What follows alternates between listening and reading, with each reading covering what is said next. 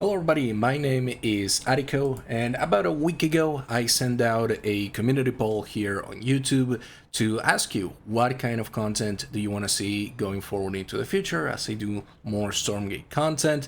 And one of the voted favorites was weekly esports roundups of what has been happening in the game, and my thoughts on it, stuff like that.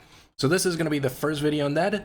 Kind of what prompted this to happen before the game actually releases is that we actually had a lot of news coming out. Not a lot of details, but definitely a lot of things that I think are worthy of talking about. We're gonna end this whole thing with a little video update that FrostJan released like immediately as I'm recording this video, and we're gonna talk a little bit more about it. I'm gonna show you the video and we're gonna kind of react to it. I've already seen it, so it's not a first time reaction, and I already know from looking at Discord, people are breaking down all of the new things that have been shown, and they are pretty exciting. I think they're kind of hype. So I'm gonna start out going back to the roots of esports. We're gonna talk about what are Stormgate's and FrostJan plans for the competitive scene in 2024 and 2025. So this is based on the report from two different sites. This is Stormgate Hub and Stormgate Nexus. I'm going to have links in the description to these two articles. They're great articles. They've been sourced from FrostJan itself, pretty much. And the writers have repacked the information that they have shared. I don't know anything else past what is said on these articles themselves, so I've been going off of this one and just the general vibe of things. So one of the things that FrostJan has said is that in 2024 they want to have a world championship around the end of the year, and they also want to support Grassroots Esports, which makes me very happy, and they've certainly done some of that. I would say more than I would expect from developers already to support Grassroots Esports, so I'm very happy to see it. I'm gonna be very interesting to see how that takes shape once the game releases, and particularly, and we're gonna talk about this, once content creators and influencers and people who generally have a lot more weight than traditional grassroots organizers kind of get involved. I'm very interested to see if FrostJan's definition of grassroots means somebody with like 100 subscribers or maybe 1,000 subscribers in places like YouTube, and a couple dozen viewers when it comes to tournaments on their Twitch, or if it means you're somebody like a huge content creator that is not a signed to a major organization, so you kind of end up being on a grassroots quote unquote part of the spectrum, which it's fine, but I wouldn't necessarily call it full grassroots. Now, going past that, past 2024 and into 2025, some of the key items that they speak about was the potential to have multiple regional tournaments and multiple regional leagues, they call them. I don't know if that's going to be a little bit like a circuit, or if it's going to take the shape of very locked-in regional events with a tournament organizer acting as like the central figure within that. A little bit complicated. I'm not entirely sure how that could look like. We know that Kakao Games is the publisher in Korea, and they're probably going to be very involved, and they've talked about in one of their Q&As that they want to be very involved with the esports side of Stormgate. They are definitely kind of pointing Stormgate towards that way. So I think Korea is going to be a very interesting region to kind of look out for, and there might be things that Kakao Games is more than happy to sort of trial on a small region like South Korea that can then be lifted and used and adapted to other regions. So maybe this sort of regional league system that FrostJan is aiming for gets tested in Korea early this year, and then for 2025 they say, okay, well, it worked really well in Korea, we're going to export it essentially to other regions of the world. And we know that they also have plans for a 2025 championship. Again, no clue how that will look like, what are going to be the qualifying criteria for it, but I'm going to wait and see what comes up.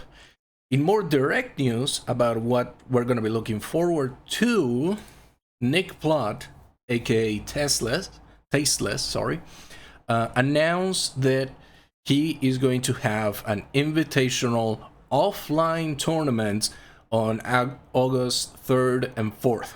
There is already a Wikipedia page for it. I can actually show you that. We don't have any other information other than the players involved, but it is very exciting. It is a very exciting list of players. We have Clem, Laser, Kiwian, Parting Probe, and Theory. They all already have pages in the Stormgate Wikipedia because they've either competed enough, like it's the case with Theory, who has enough notability points, or they have a page because they have participated in the EGC Open. These are guys like Laser, Kiwian, Parting, and Probe. I don't know who Migi is. I saw the Nightmare is a top Korean player, so those are all fine things. I'm very interested to see what the format is going to be.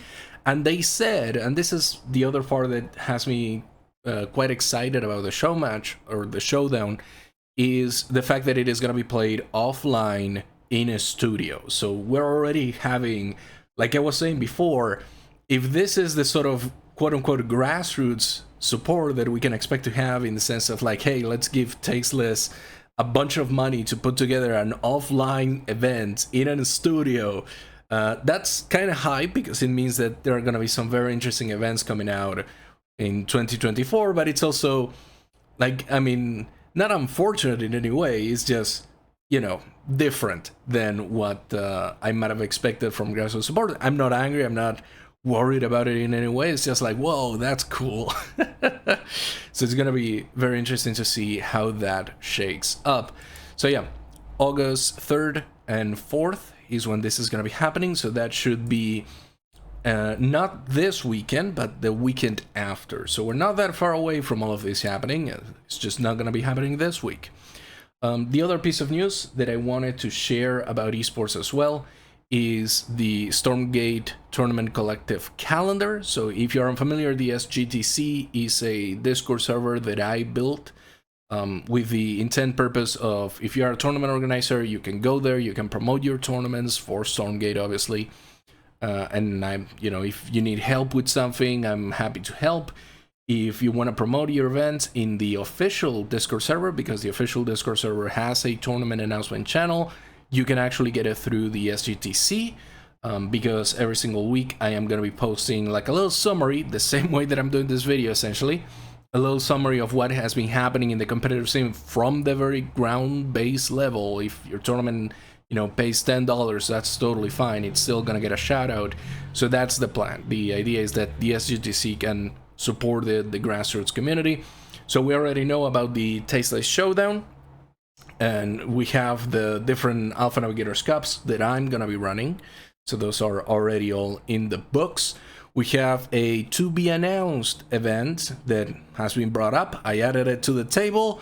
I cannot tell you who or what it is, but it is coming. It is gonna have a qualifier phase on Saturday and Sunday on the 24th and 25th, and then on September it is going to be, at the end of August, is going to be kicking off for September, and immediately after it's going to be the Alpha Navigators Cup Season 1 Finals.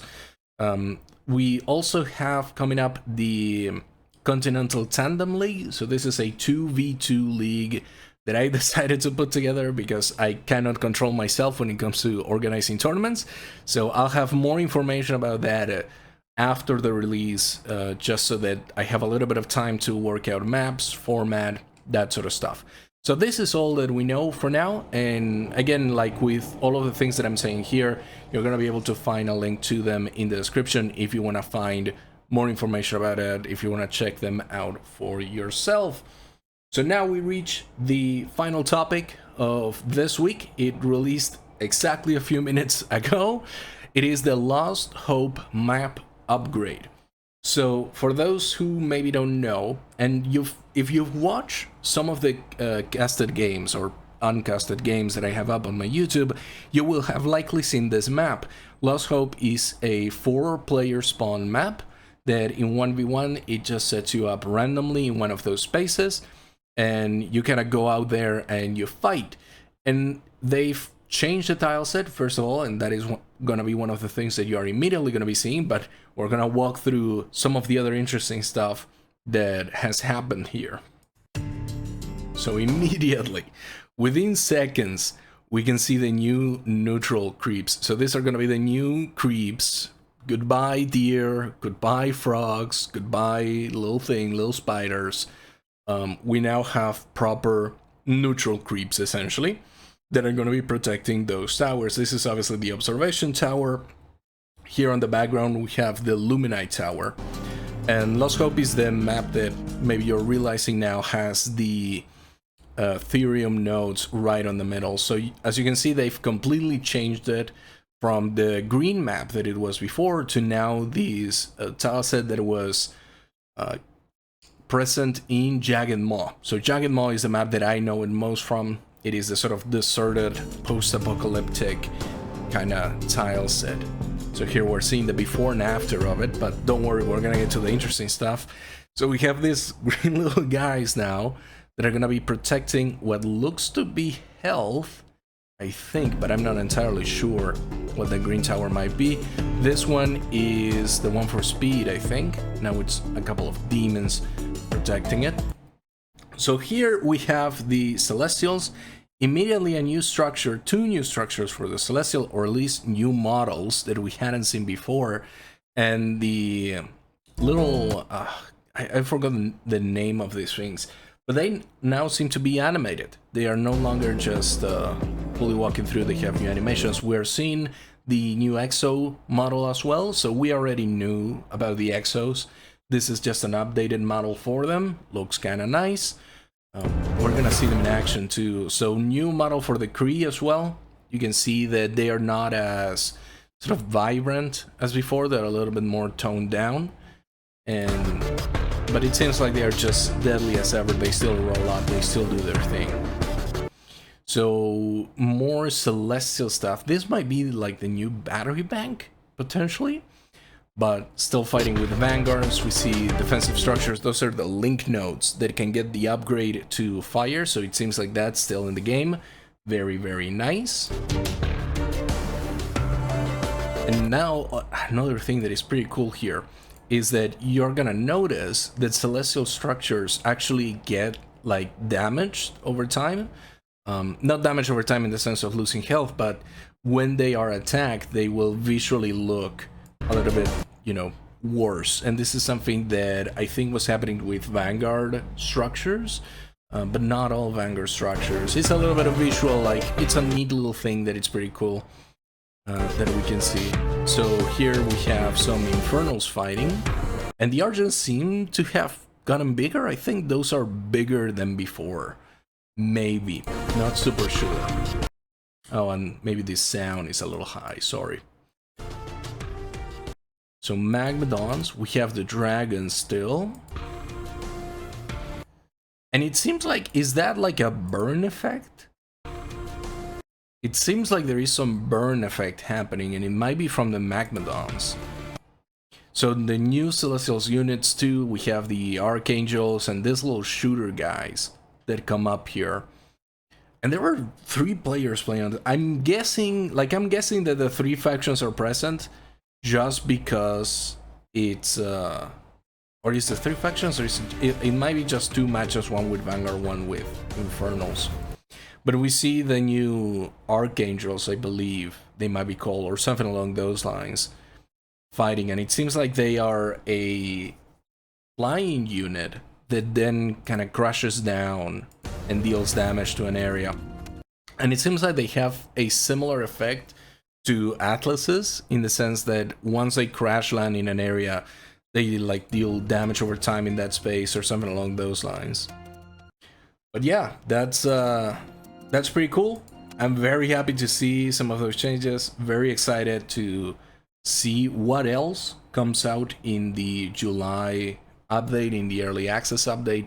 I'm very happy with the new tile set because it also brings, like you can see, for example, here, the tile set that they were using, they showed in the editor a little while ago that you can paint over areas and that you have a lot of control. And this very much looked to me like placeholder textures, in the sense of like, hey, we're not blending this, we're not doing anything like that.